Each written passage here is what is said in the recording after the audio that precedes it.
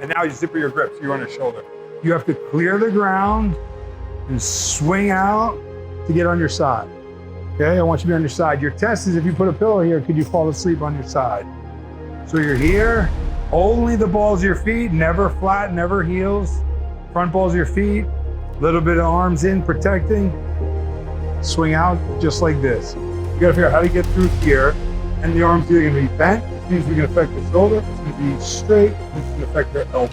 As long as you don't compromise your safety or the integrity of the move, the core integrity of the move, change whatever you want to change.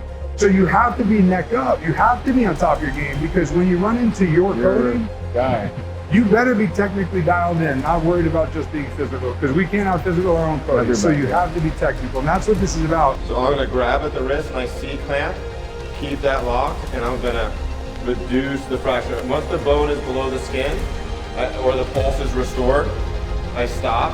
If the bone's out, now I just treat it like an open wound. Now, does anybody know the definition of shock? So it is inadequate perfusion to sustain life. Sometimes it's inadequate perfusion to the brain, right? Because you're not dead till your brain dead, right? So, and perfusion is oxygen-rich blood flow. Therefore, if you have any signs and symptoms of shock, right? We usually recognize shock by we see the compensations for it. So the heart rate, often the heart and breath rate will speed up.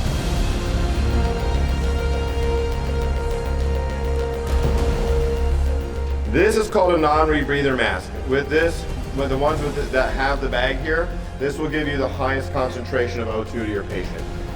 So you want to build your system for what you know you're going to be charging, right? So a system like this here, this is for household items. So we have the brownouts in California, right?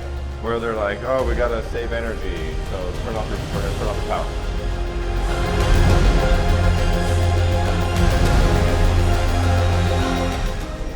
What would be an arm movement in the structure? You come awake at 3 a.m., you're not sure what's going on, you're kind of sleepy, you got a bladder full of piss, trying to figure out what's happened. You came out of a deep sleep. You hear a noise, you're a little more awake. You fumble over and you grab a Glock 43 and you try and figure out what's going on in that house. That would be a arm movement in the structure. The greater the distance one has from a plane of visual impediment, the greater the field of view beyond the plane with less movement required to identify a problem. To a large extent, this will dictate route. The driver here is always seek depth or distance.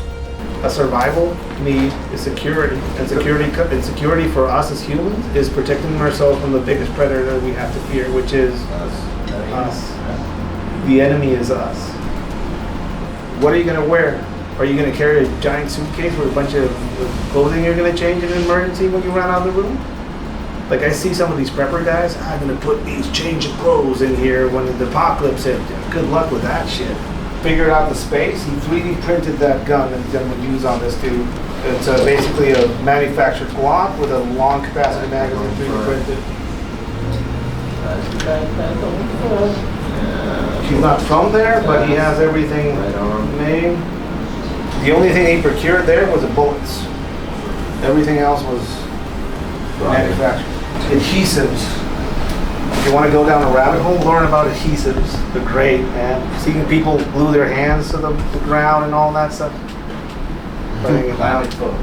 All of that. They did that in Hong Kong, right? They use some of this adhesive, and I don't know where they learned that shit from.